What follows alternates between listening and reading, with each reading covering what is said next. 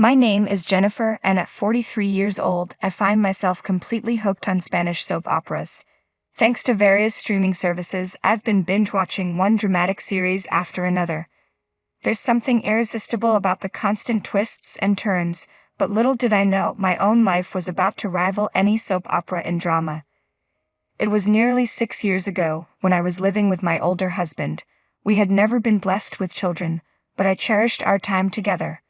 That all changed one evening when I received a call from Monica, my best friend since childhood, who had even attended our wedding. "Hey Jennifer, it's been a while. I wanted to let you know that I got divorced," Monica said. "Oh, I'm sorry to hear that. It sounds like a tough time." "Let's get together for drinks soon," I replied, trying to offer some comfort. When I got home, I was about to tell my husband about Monica's news, but he surprised me by saying, "I know Monica's divorced." I was taken aback. "How did you know about that?" "I haven't mentioned it to you yet." He looked at me with an expression that suggested he was piecing something together. "I think I overheard something," he said, though his vague explanation left me puzzled. I shrugged off the confusion and told him, "Yes, Monica is divorced. We're planning to meet up for drinks soon." My husband then asked, "Can I come along?" I was puzzled. I thought it was supposed to be a girls' night out. Despite my hesitation, I agreed to ask Monica if it was all right for him to join us. To my surprise, Monica responded enthusiastically, "Sure, let's all go out for drinks together." I was disappointed, wishing for a girls-only evening, but I relented. In the end, the three of us, my husband Monica, and I, met up for drinks. The night turned out to be quite enjoyable. Monica vented about her ex-husband's shortcomings, and we all shared laughs over her stories. It felt like we were having a great time, but when I excused myself to use the restroom and returned, I was taken aback by the sight of Monica and my husband gazing deeply into each other's eyes and engaged in a conversation that seemed a bit too intimate. A knot formed in my stomach as I took in the scene. The evening had started off as a simple gathering, but now I couldn't shake the uneasy feeling that something was amiss. Couldn't shake the feeling that something seemed too intimate between them. They hadn't seen each other since our wedding, so how did they become so chummy after just a few drinks? It felt like I was intruding on a date between two people who were clearly more than just old friends. When I returned to my seat, they had resumed their normal demeanor, acting as if nothing had happened. I wondered if I was overreacting, but the uneasy feeling lingered. As the evening drew to a close, I decided it was time to settle the bill and leave. Monica was quite drunk, and my husband casually mentioned, "I'll take her home." His nonchalant attitude caught me off guard. "I'm going to take her home" sounded more like a command than a suggestion, as if he was deciding on his own. I protested, "I'm not as drunk as she is, but I've had a few drinks too. Besides, I'm your wife. It's too late for her to be alone, and she's in no condition to get home safely." He insisted, "You take a cab and go home yourself. She's fine. I'll make sure she gets home." I was taken aback. "If you take her in a cab, she'll go straight to her apartment, won't she? I'm worried she won't make it on her own." I knew Monica was living alone, and it was possible she had mentioned this while I was in the restroom. The discomfort I felt quickly turned into disbelief. "Fine then. I'll go home myself," I said. I left them at the restaurant, feeling a mix of unease and determination. As much as I didn't want to leave Monica alone with my husband, I realized it might be more useful for me to return home and investigate their relationship. Once I arrived home, I headed straight to my husband's study. A room that wasn't a bedroom, but a private space where he might keep important information. As I searched through the room, I realized that if I could find answers in Monica's house, it would be quite an invasion of privacy. Still, the conflict in my mind was overwhelming. While rummaging through the shelves, I stumbled upon a basic photo album, one I didn't recall seeing when we moved in. With a sinking feeling, I began flipping through the pages. I should have stopped, but it was too late. The album was filled with photos of my husband and Monica, both beaming with happiness. Judging by Monica's hairstyle and the way my husband's clothes looked, it was clear they had been meeting secretly for years, possibly since shortly after our marriage. They had been involved in an intense relationship for over a decade. The shock and the combination of my hunger and alcohol left me feeling nauseous. I rushed to the bathroom, barely making it before I began to throw up. Just as I was trying to compose myself, my husband came home. "Oh, you're throwing up? Did you drink that much?" he asked, rubbing my back. I snapped, "Don't touch me," and slapped his hand away. "Just wait a second. I need to get some water." He seemed to think I was too drunk to know what was going on. "Yes, I know who you are," I said bitterly. "I just hate you right now. I wish I could get so drunk I'd forget how much this hurts. Wait here. We need to talk," he said, clearly trying to lighten the mood with a laugh. I glared at him, trying to catch my breath. "Is this your idea of a joke? Are you trying to make light of the situation because I'm upset about you dropping her off?" He shrugged, seemingly unaware of the gravity of the moment. "Well, let's adjust the tone then. First question. What's this picture about?"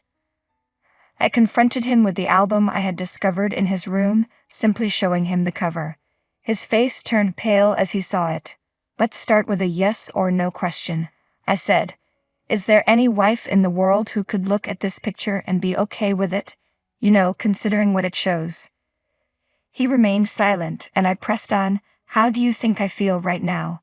Go ahead, give me an answer." When he didn't respond, I snapped, "Why aren't you saying anything? Why just sit there in silence?" His silence only heightened my frustration. "Okay, I cheated. I'm really stupid. I'm truly sorry," he finally admitted, his voice lacking sincerity. I wished he would just show some real remorse, maybe even cry a little. His silence was unbearable. Then finally he spoke. "She's the one for me. Monica and we were both married to the wrong partners. After everything, we finally found each other. I feel like we're soulmates, destined to be together." I was stunned. "Soulmates? Are you suddenly a poet or something?" He continued. "I realize now that I made a mistake marrying you. Our soul vibrations are different. We can't be happy together. This is a test of fate for me and Monica." His words were so disconnected from reality that I could hardly process them. "So, we're not connected on a spiritual level. Is that what you're saying?" I stared at him, speechless, struggling to grasp the bizarre turn of our conversation. I was completely baffled by his words. I couldn't make sense of what he was saying. Only that he and I were hopelessly incompatible. My best friend had betrayed me, my husband had betrayed me, and honestly, I was beyond tears. "I don't understand what you're talking about," I said, feeling numb. "All I know is that you and I are hopelessly incompatible. If you're so keen on being with Monica, then fine.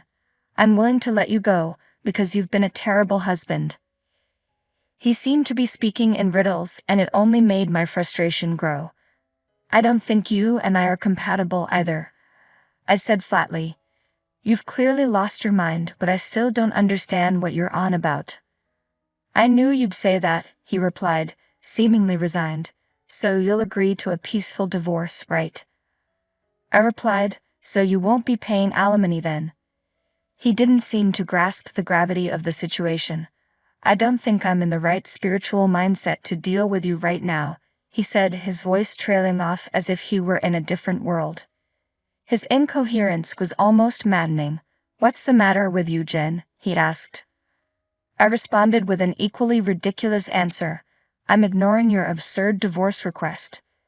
Ignoring his pleas, I headed to the shower. He continued to shout from the other room, criticizing me and demanding a response. "I'll never be free unless you agree to divorce me," he yelled. I ignored him completely. "You'll be free to do what you want, and I'll be free from you. From this day on, you're nothing but a piece of trash to me, as insignificant as mold in a bathtub." The next morning my husband left for work in a foul mood. I didn't greet him, prepare his breakfast, or even help him with his tie. I had taken the day off after our night out, and I got up just in time to see him leave. Well, from today on I'll be living alone. I decided to tidy up my room, and by the evening, when my husband came home, I heard him call out from the front porch, "I'm home," but I didn't respond. Soon he was shouting about his missing shoes. "Hey Jen, where are my shoes? And why are you eating without me?" I remained silent, watching TV and enjoying my steak and fine champagne. "Yes, I threw away your shoes," I called out without looking at him. "It's normal to eat alone since I live here by myself. I have quite a bit saved up, so I'm treating myself." He sounded frustrated. "Jen, are you even listening?" I poured myself another glass of champagne, ignoring him. "We'll talk after I get out of the shower," he said, but I could hear the irritation in his voice. As I heard him clattering around upstairs, I knew he was searching for his pajamas. Then he called down, "Jen, why is there nothing in my room? Where are my pajamas? I can't even take a bath without any clothes." I replied calmly, "I live alone now. You'll have to figure it out." I quickly finished my meal and went to my room, showing no reaction to his distress. He followed me, asking where his food was. "Go buy your own," I said. "I've told you repeatedly that I live alone." I had already finished my bath, so I headed straight to the bedroom. I had even disposed of his toothbrush, curious to see how he would manage in the morning. When I woke up, my husband was sitting in a chair, looking like Roddins the Thinker. He must have been in such a rush last night that he didn't manage to properly get ready. His hair was sticky and messy, exposing his scalp. As soon as he saw me, he tried to compose himself and got down on his knees, desperately apologizing. I was genuinely shocked by how far he was willing to go. "It hurts me to know how you've treated me, but I realize I've done terrible things to you without considering your feelings," he said, his voice full of regret. "I'm sorry for that." His apology was exactly what I needed to hear, but I didn't respond. "I want us to start over," he added, hoping for a second chance. I was stunned into silence. I gave him a look of sheer disgust. No, I said. "I can't live with someone who is spiritually lost, cheats, and causes so much trouble." His shock was palpable. "You don't like that?" he asked, clearly taken aback. "Think about what you did," I said coldly. "Say something if you have a clue." He pleaded, "I'll do whatever you say." I knew he was falling back on his usual tactics. Promises and material gifts whenever we had a fight. But this time I was prepared. "Okay then, do as I say," I replied, the words I'd been waiting to say finally escaping my lips. I smiled, and his face fell, a look of despair spreading across it. I wanted to see that expression. No, I corrected myself. "I don't mean it like that." His confusion was evident. "I have no intention of accepting any terms," I continued. "Do you really think you can just brush off your infidelity after all this time?" "I'm taking action against both you and Monica," I declared. "I'll do everything in my power to hold both of you accountable. And I'll inform Monica's ex-husband as well. You'll both be facing alimony claims." He looked at me with wide eyes. "Good luck paying them," I said. "Come on, get up and take your things with you." I forced him to gather his belongings and dragged him to the front door. "Where are you taking me?" he asked, bewildered. "Outside," I said firmly. "I'm taking over this house. It's mine now. I don't want any more strangers in my home." "Wait, can't you at least wait until after the divorce?" he pleaded. "That's not going to happen," I snapped back. "Why not?" "What the hell, Jen? You just started talking all of a sudden and then you were so cold. Shut up and get out." I shoved him out the front door, with all my might. The strength I was able to muster came from the years of accumulated stress and anger. It's strange how much negative energy can build up over time. Before the divorce papers were finalized, we all, my husband Monica, her ex-husband, and I, met to discuss things. Monica admitted she had fallen for my husband at our wedding and had approached him immediately afterward. Their affair began then, and they had been discreetly continuing their relationship, hoping to stay under the radar until they were both free. They had been cheating on both their families. Monica's ex-husband was devastated when he first learned of the affair. I had no sympathy for the situation. Instead, I was relieved. The evidence they provided would support my claim for alimony. After being kicked out of our home, my husband moved in with Monica. But when she received the alimony demands from both me and her ex-husband, reality hit her hard. "We can't remarry if we're in debt," she said. "I need to find someone with better financial prospects." She gave him the boot, despite her claims of a spiritual connection with him. "Isn't she the soulmate you thought you were connected to on a deeper level? And now you're losing her over money." I couldn't help but feel disgusted by their predicament. Suck it up, I thought. This is what you get for betraying your wife. 6 years have passed since then. While I was paying alimony, my ex-husband retired and had to spend most of his retirement funds on those payments. He still struggles, and Monica's situation isn't any better. She's living in tough conditions, having exhausted her savings on alimony, and no man would want to remarry her in her current state. As for me, I've been earning well but haven't done anything special with my money except focus on work. Life is unpredictable, so I'm trying to live modestly and do what I enjoy. They say, if you're prepared for anything, you're prepared for everything. I've been enjoying watching Spanish soap operas every day. Recently, I met someone at work who shares my interest, and we're even talking about traveling to Spain together someday. I look forward to that day, and I'm not concerned with soul vibrations. For now, my goal is to live happily and peacefully.